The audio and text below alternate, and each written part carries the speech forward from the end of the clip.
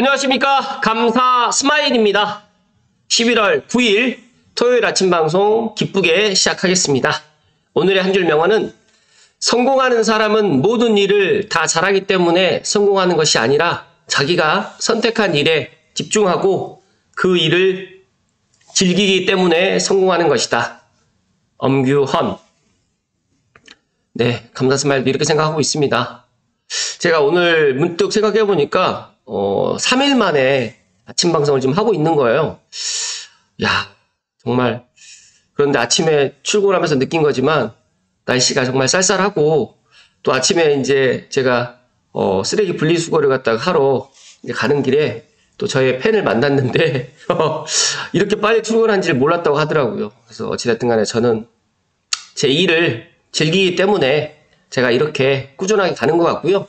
또 감사하게도 제가 오늘 감사스마일 구독자 이벤트 15,000명으로 해서 나는 청약통장을 버리고 경매로 건물주가 되었다라는 이 책 리뷰를 갖다가 오늘 하는데요.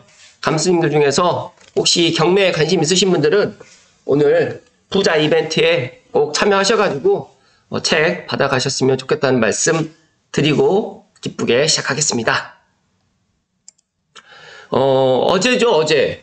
그제인가요? 아무튼 미국 금리가 인하가 됐는데, 지금, 4.75로 됐고요.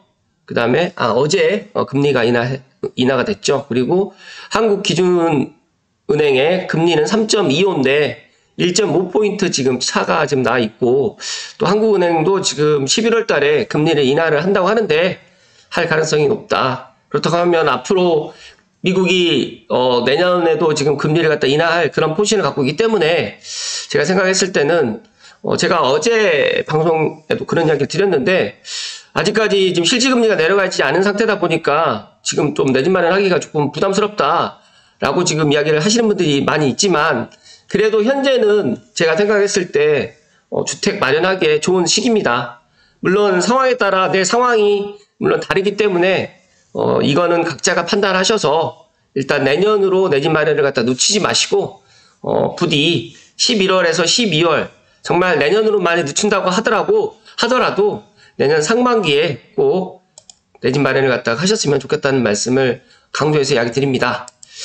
그리고 세계 기준금리가 지금 미국이 4.75, 한국 3.25, 유럽, 그 다음에 영국, 일본, 중국, 호주, 러시아가 생각보다 기준금리가 상당히 높은데 선진국일수록 금리가 이제 낮아지는 그런 것들을 보고 있는데 의외로 미국하고 영국, 그 다음에 뭐 호주도 지금 4%대고요. 기준금리를 갖다가 일단 내려가는 앞으로 세계 기준금리도 하향으로 지금 가는 그런 추세다라는 말씀을 이야기 드립니다. 그리고 한국건설산업연구원에서 매년 주택 경기 전망을 하고 있는데 이걸 보니까 2022년, 2023년, 24년 다 전망이 틀렸어요.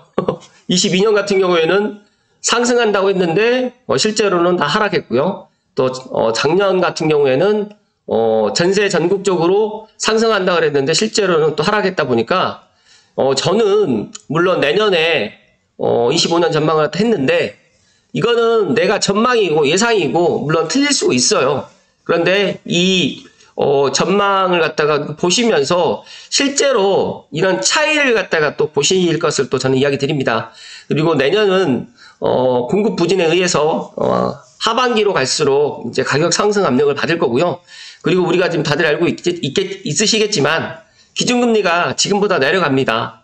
그리고 뭐 공급은 부족하고 그 다음에 원자재 가격 상승으로 인해 가지고 분양 가격은 지금이 오히려 더 싸다는 말씀 드리면서 이거는 각자가 판단을 하시겠지만 이왕이면 감스님들만이라도 조금 남들하고 좀 다른 이런 전망을 갖다가 하시고 남들과 좀 다른 인사이트를 좀 가져가시라는 말씀을 감사스마일이 콕콕 하고 이야기 드립니다. 그리고 한 가지만 더 말씀드리면요. 제가 어제 GTX A 2단계 서울 운전 구간 이제 T-50일인데 지난 제가 어제 그제 원주에 모임이 있어가지고 원주에 다녀왔는데 GTX A 2단계 개통을 해가지고 서울역 운정중앙역으로 해가지고 일단 영상을 갖다가 어제 선배님하고 이제 차를 타고 가면서 이제 GTX A 2단계 개통 앞두고 또 여러 가지 이야기를 또 했습니다. 그런데 여기에 댓글에 이런 댓글이 9번 형님께서 이 댓글을 갖다 남겨주셔가지고 제가 오늘 특별히 감스님께 이야기를 좀 드리고 싶어서 가지고 왔는데, 동탄역 앞에 현재 살고 있는 사람입니다. 평일에 성수동에서 술 먹고 넉넉히 1시간 10분 안에 집까지 끊을 수 있습니다. GTX 없을 땐 술 못 먹었습니다. 라는 이 이야기가 제가 너무 와닿고, 실제적으로 성수동에서 이제 왕십리역에서 이제 수인분당선으로 해가지고 수서까지 오게 되면 한 3, 40분 걸리겠죠? 그리고 이제 동탄역까지 가는데 수서에서 동탄까지 한 20분 조금 넘을 거예요. 이제 정차하니까.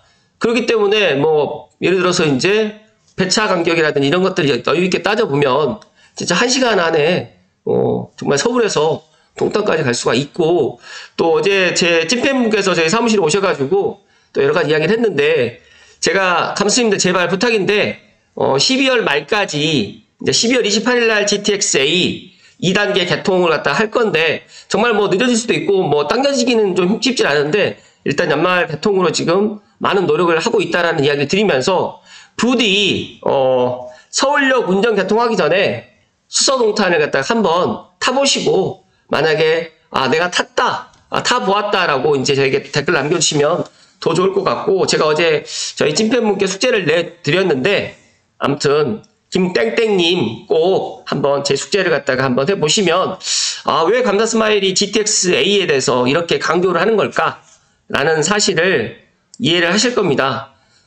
저랑 같이 갔던 선배님도 GTX-A를 타보지 않으셨고, 이 선배님께서도 광교 신도시를 최근에 또 가보고 상당히 놀랬다는 그런 이야기를 하면서, 광교하고 판교가 많은 사람들이 선호하게 됐던 그 배경은 물론 일자리라든지 교통망도 있지만 그 이면에는 신분당선이 강남으로 직결되었기 때문에 광교의 그런 파급 효과, 그다음에 판교의 그런 파급 효과를 갖다가 우리가 알 수가 있었다라는 말씀을 감사스마일이 정말 강조해서 이야기 드리니까, 오늘 수도권 교통혁명 GTX-A 2단계 시간의 단축은 혁신이라는 이 영상 꼭 한번 보실 것을 추천을 드립니다.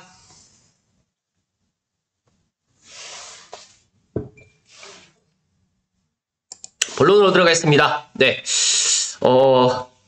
고양시 부동산 이야기에 서울 서부선, 청신호, 민투심, 플라이님께서 고양선이랑 환상의 조합이 될 서부선, 여의도 가는 황금노선, 정말 감사스마일이 서부선과 고양 은평선이 연결되는 그 시점이 고양시는 이제 세 번째, 네 번째, 다섯 번째 정도의 이제 그런 천지개벽을 탄다는 말씀을 먼저 결론으로 드리고 신문기사를 좀 살펴드릴 수 있도록 하겠습니다. 16년 수건 서울 서부선 청신호 민투심 올라간다. 대한경제 노태영 기자님의 기사로 시작을 합니다. 이 서부선 경전철 위치도가 101역부터 시작해가지고 116역까지, 즉 다시 말해서 은평구에서 관악구까지, 근데 그 중간에 여의도를 관통을 합니다. 그렇기 때문에 상당히 파급력이 높고, 은평구라든지 서대문에 계시는 분들도 상당히 간절히 원하지만, 오히려 관악구라든지 그 다음에 영등포구에 계시는 분들까지도 상당히 서부선 경전철을 갖다 지금 원하고 있는 사업입니다. 그런데 최근에 이제 지금 GS건설이 지금 이탈을 해가지고 경전철, 서부선 경전철에 좀 빨간불이 좀 들어왔었는데, 최근에 좀 좋은 소식이 좀 있어서 오늘 이야기 좀 드릴 수 있도록 하겠습니다.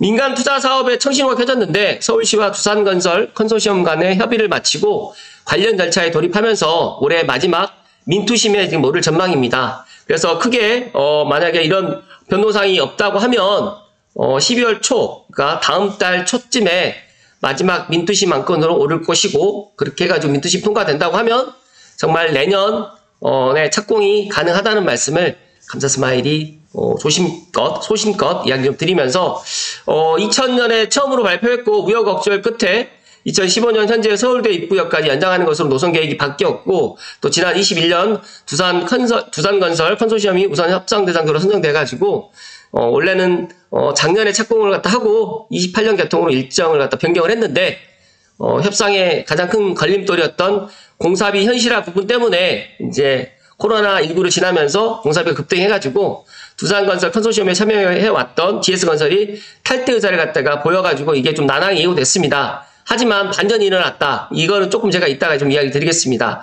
그래서 미래신사선이 이제 그러니까 미래신사선과 이제 지금 이야기 드린 서부선에 이제 명암이 좀 나뉘어져 있는 이유가 제가 좀 조금 이따 이야기 드리겠지만 여기 보시게 되면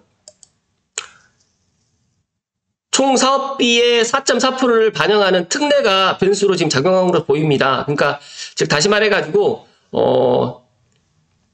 미래신사선 같은 경우에는 이게 지금 작용이 안 되고 서부선은 지금 수익형 민자사업인 이 4.4% 이내의 금액을 갖다 총 사업비에 반영할 수 있도록 했기 때문에 이 공사비 현실화가 어느 정도의 지금 서부선에서는 지금 반영이 되고 그렇기 때문에 민투심에 지금 올라가서 조금 좋은 결과를 갖다가 지금 보일 수 있다는 말씀을 갖다가 이 기사에서 좀 이야기를 하는데 저도 뭐 BTO라든지 그리고 BTL이라든지 이런 것들을 갖다 정확하게 모르지만 중요한 거는 지금 4.4%의 특례 반영 때문에 특례 때문에 엄밀히 따지게 되면 지금 서부선은 고하고 미래신사선은 조금 지금 중단될 가능성이 높다라는 말씀을 좀 드리는데 이 공사비 상승으로 인해 가지고 이제 현실화 문제 때문에 오히려 이제 조금 이제 건설사 입장에서는 이익이 안 나는데 이걸 다 할 필요가 없다라고 지금 생각을 하는데 그래도 서부선은 다행스럽게도 이 특례가 적용되었기 때문에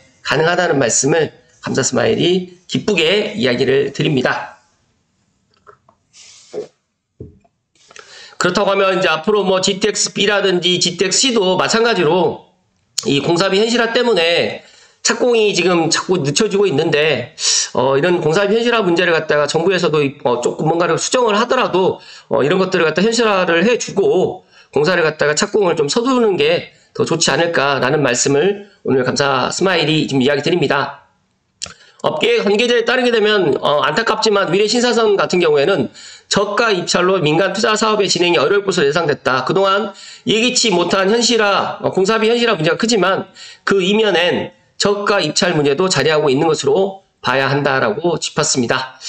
여기에서 한 가지만 더 말씀을 좀 드리겠습니다. 땅집고의 배민규 기자님의 기사인데요. 은평 관악 드디어 빗보내 16년 만에 추진되는 서부선 경전철 수혜단지는 어디일까요? 네, 콕 집어서 감사 스마일 오늘 이야기 좀 드리면요. 일단 서울시 서부선 경전철 사업의 대표 수혜단지로 꼽히는 게 서대문구 남가다동에 있는 DMC 센트럴 아이파크 디센자입니다. 그래서 서부선이 개통하게 되면 명지대역 역세권 단지가 되기 때문에 디센자 입장에서는 여기 대단지에 가자역까지 걸어가기에는 약간 좀 멀게 느껴졌는데 만약에 서부선 경전철이 들어온다고 하면 가장 크게 수혜단지가 될 가능성이 높고요.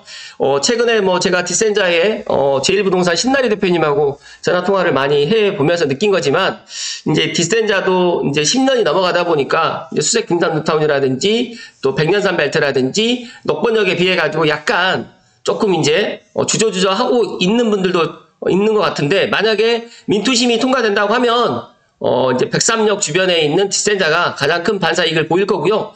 그리고 이제 세전역 주변이라든지 백이역 주변에 있는 백년산 벨트의 아파트들도 지금보다는 더 좋은 평가를 보일 것이라는 말씀을 감사 스마일 이야기 드립니다. 여기 신문기사처럼 서부선이 개통하고 수요 효과가 가장 클 것으로 예상하는 곳이 백일역 인근의 은평구 응암동, 그 다음에 명지대역 백삼역 인근, 그 다음에 관악구 성현동 일대, 115역 일대가 상당히 사람들이 많이 관심을 가질 것 같다라고 지금 이야기를 해주셨는데 12월 초에 만약에 민투심이 통과된다고 하면 지금보다는 조금 더 비싸게 또 호가를 갖다 내세울 것 같고 또 매수인분들은 민투심 결정을 듣고 들어가도 좋을 거라고 저는 생각을 하지만 남들보다 조금 빠르게 들어가는 것도 어떻게 보면 하나의 방법이라는 말씀 좀 드립니다. 물론 뭐 민투심을 12월 초에 안 될 수도 있어요. 그런데 제가 보니까 두산건설에서 지금 상당히 의지가 강하고 그리고 지금 고양 은평선과 연결되게 되면 서부선의 그런 시너지는 2배 이상으로 나기 때문에 제가 이야기 드렸던 여의도를 관통하는 노선이다 보니까 앞으로 여의도는 지금보다 더 커지면 더 커졌지 더 작아지진 않거든요. 용산국제업무지구하고 또 연계해서 여의도 지금 개발이 계획돼 있다 보니까 제가 생각했을 때는 12월 전에 오히려 지금 제가 이야기 드렸던 101역과 103역 주변으로 해서 101, 102, 103역이라든지 그 다음에 113역 쪽을 갖다가 보시면서 임장도 한번 가보시고 그렇게 한번 내 집 마련을 갖다가 하실 것을 감사스마일이 추천을 드립니다.